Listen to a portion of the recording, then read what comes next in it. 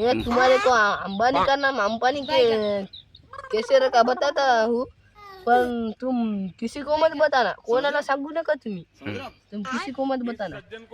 एक बार अंबानी के इतना अंबानी 500 रुपए लेके रोजाने जाता था, रोजाने 500 रुपए रोज लेके रोजाने जाता था अंबानी। और उसके पास 4-5 एकड़ वावर था, वावर उसने उसने उसके दोस्त से कितने रुपए लिए मुझे मालूम नहीं, मतलब लिए उधार, सबर करो। 30,000 रुपए उधार लिए और त्या शेत में आंब्याची झाडं लावली, आंब्याची झाडं लावी उसने। और